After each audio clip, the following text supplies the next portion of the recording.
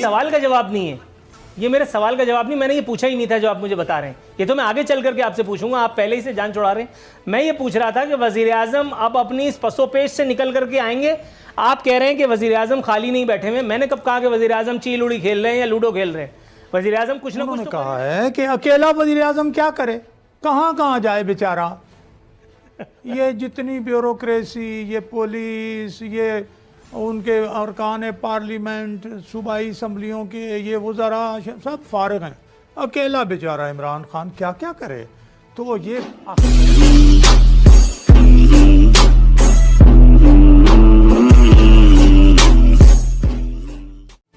जनाब मन, ये मुझे बताइएगा, मेरे सरकार ने परसों जो खिताब फरमाया, सूरत हाल अभी तक कमोबेश वैसी ही है, क्या करें क्या ना करें, ये कैसी मुश्किल है, कोई तो बता दे इसका हल हो मेरे भाई। ये भारतीय एक नगमा है जिसके कुछ मिदा सराई मैंने आपके सामने की है।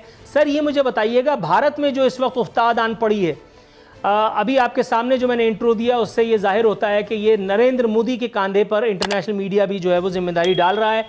भारतीय जो आवाम है वो अपनी इस मामलात का ज़िम्मेदार अपने वज़ीर आज़म को, मुंतखब वज़ीर आज़म को समझते हैं, जिसके पास भी हमारे वज़ीर आज़म की तरह मैंडेट है।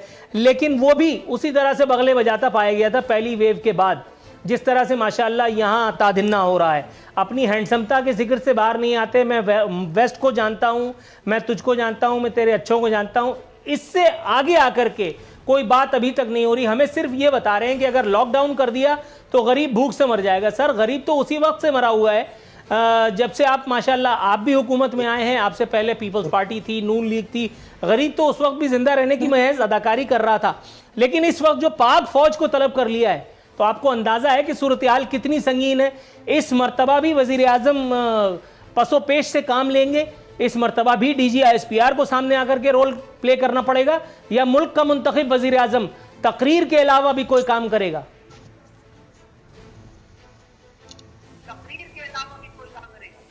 शुक्रिया नूर अलफीन साहब। बेसिकली जिस तरीके से आपने कहा कि इसके लिए जो हमारे 2 लहर थे कोरोना के, इंशाल्लाह उसमें हम बहुत कामयाबी से हम हुए हैं। कोई इतना बड़ा नुकसान पाकिस्तान में जानी नुकसान नहीं हुआ है। और जो तीसरी शिद्दत अभी आई है, डेफिनेटली ये बहुत ख़तरनाक है और सीरियस है। इसके लिए जिस तरीके से NCOC की रोज़ मीटिंग करते हैं और मुख्तलिफ इशूज़ पर, जिस तरीके से स्मार्ट लॉकडाउन, स्कूल्स का बंदिश, जो शादी हॉल्स या दीगर जो वो कर रहे हैं, एक्टिविटीज़ कर रहे हैं, और इस तरीके से इंशाल्लाह वो नौबत नहीं आएगी जो इंडिया में हो रही है। यही वजह है कि खान साहब ने या NCOC जो हमारी कमेटी है उसने ये डिसाइड किया है कि जो कि लोग SOPs पे अमल नहीं कर रहे हैं और लोग उनको इतना वो रिस्की, इतना वो नहीं ले रहे हैं कोरोना को जिस तरीके से होना चाहिए। यही वजह है कि जो फ़ौज को बुला के और लोकल एडमिनिस्ट्रेशन के साथ, पुलिस के साथ, उनके साथ ताउन करके जो SOPs पर अमल दरामद करना है, तो मेरे ख्याल में ये हुकूमत का काम होता है। हुकूमत का काम यही होता है, गाइडलाइन। खान साहब बैठे नहीं हुए, वैसे बैठे नहीं हुए, और ना ही वो कौम की जो रिस्पॉन्सिबिलिटी उनसे वो गफलत कर रही है। यही वजह है जो अमलन आप देख रहे हैं, और जिस तरीके से वो सारी चीज़ों पे नज़र है कि हमारे यहाँ भी ऑक्सीजन की कमी हो रही है, चूँकि 90% 80% हमारी ऑक्सीजन कैपेसिटी भी अभी काम हो रहा है। जिस तरीके से हमारी हॉस्पिटल्स कम से कम अपने 80% 90% कैपेसिटी पे चल रही है। तो मैं समझ सकता हूँ, इसकी मसलियतों को भी मैं समझ सकता हूँ, लेकिन ये मेरे सवाल का जवाब नहीं है। ये मेरे सवाल का जवाब नहीं, मैंने ये पूछा ही नहीं था जो आप मुझे बता रहे हैं। ये तो मैं आगे चल करके आपसे पूछूंगा, आप पहले ही से जान छुड़ा रहे हैं। मैं ये पूछ रहा था कि वज़ीर आज़म अब अपनी इस पसोपेश से निकल करके आएंगे। आप कह रहे हैं कि वज़ीर आज़म खाली नहीं बैठे हुए। मैंने कब कहा कि वज़ीर आज़म चील उड़ी खेल रहे हैं या लूडो खेल रहे हैं? वज़ीर आज़म कुछ ना कुछ तो कर ही रहे होंगे टाइम पास के लिए। लेकिन इस एक वक्त में जो उनको करना चाहिए, जो लॉकडाउन की अनाउंसमेंट है या दीगर कोई एक ऐसे काम है, जो ऐसे मेजर्स हैं, असद उमर साहब को खेलने कूदने के लिए एक मौका तो मिला हुआ है NCOC के नाम पर। वो आते हैं, सब मिलते हैं, गुफ्तन नशिस्तन बर्खास्तन चाय बिस्किट होता है, उसके बाद एक प्रेस रिलीज नई तारीख मिटा करके नई डाल देते हैं और वो जारी हो जाती है कि धत तेरे की और लत तेरे की। उसके बाद होता हवा तक कुछ नहीं है। जब हुक्मरान तबका, मुल्क का वज़ीर आज़म असद उमर, आप और मैं जब सीरियस नहीं होंगे तो लोग कैसे सीरियस होंगे? बिल्कुल स्पेसिफिक आंसर चाहिए सर। नूरुल आरिफीन साहब सीरियसपन के और क्या आप मुजाहिरा कर देखना चाहते हैं जब उसने फौज बुला दी है, और क्या मुजाहिरा करना चाहते हैं जो बार बार अनाउंसमेंट हो रही है कि इस चीज पर अमल किया जाए। मेरा ख्याल है कि आपने अपना जवाब दे दिया कि इससे ज्यादा ये वज़ीर आज़म का काम है, और तभी आप वज़ीर आज़म को, इसका मतलब है कि आप वज़ीर आज़म को संजीदा समझ ये बताया था इमरान खान साहब पहले दिन से ये बताते आ रहे हैं कि इस मुल्क में, अच्छा आप सुनेंगे भी नहीं क्योंकि आपको पता है कि अब चुरंगी आ चुकी है। अच्छा, आपको ये लगता है कि वज़ीर आज़म इमरान खान साहब इस दिन के लिए इलेक्ट हुए थे कि वो हमें ये बताएं एक दिन नासिर मूसा सही कि पाक फौज को मैंने बुला करके हैंडल कर दिया है, अब वो मामले को संभाल लेगी? सर तो फिर अगर पाक फौज ने ही मामला संभालना था तो ये जमहूरियत का टंटा पालने की क्या ज़रूरत थी? ये मुंतखब वज़ीर आज़म के नाम का लाहका लगाने की क्या ज़रूरत थी? ये गार्ड ऑफ ऑनर का तकल्लुफ़ देने की क्या ज़रूरत थी? फिर फौजी देख लेती, फिर आप लोगों को क्यों लेकर के आए हम, अगर सब कुछ पाक फौज पे करना है?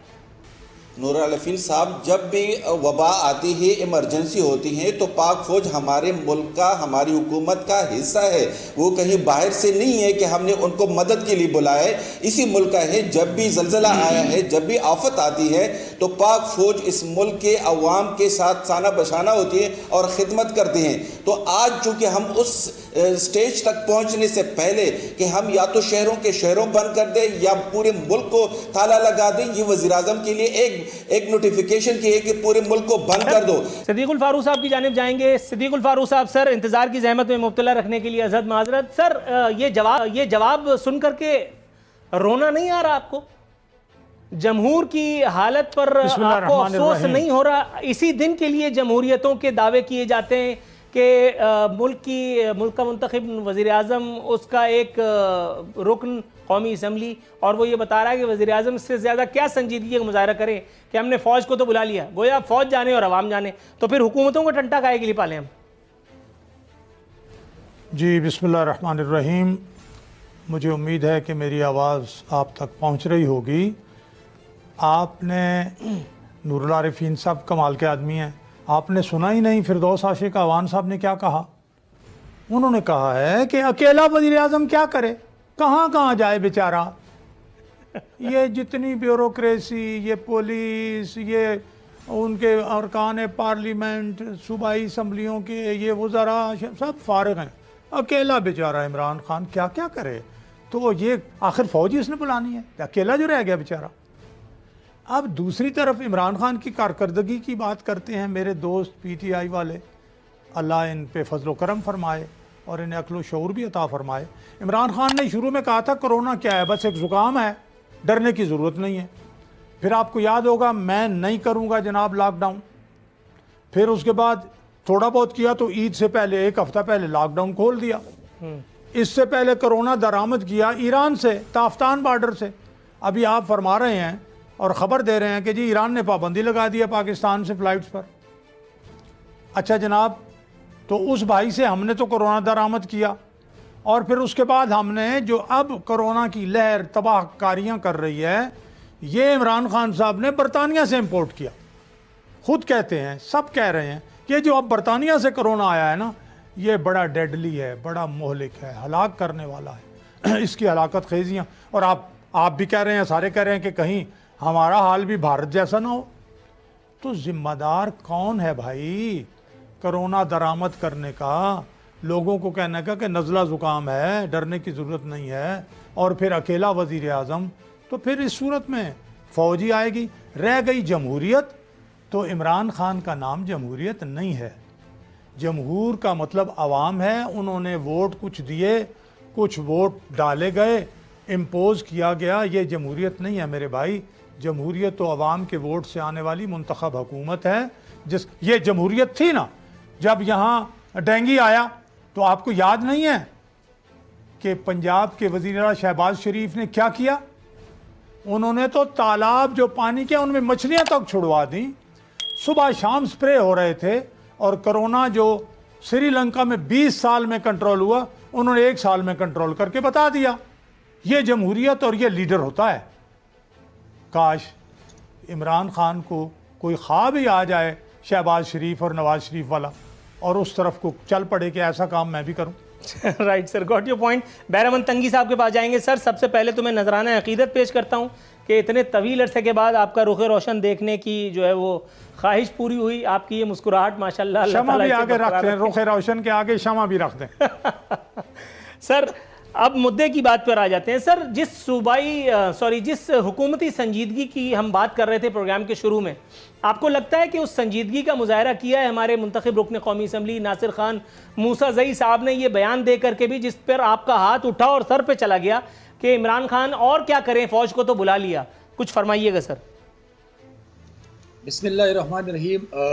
नूरुल आरिफीन साहब लीडर और वज़ीर आज़म वो होता है कि जब वो डिज़ास्टर में कौम को मुत्तहिद रखे, जब वो कौम को लीड करे और कौम को उस वक्त लीड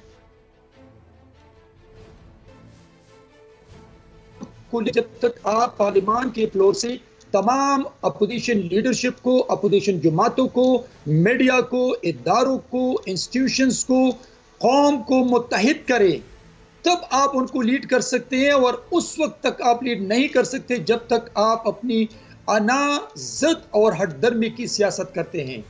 जब तक आप अपनी पूरी दुनिया में अपने नेकनामी के लिए आप अपोजिशन को गाली दे, पाकिस्तान के तमाम लीडरशिप को करप्ट कहें, ताकि दुनिया आपको ट्रांसपेरेंट और अच्छा और काबिल इंसान समझ ले।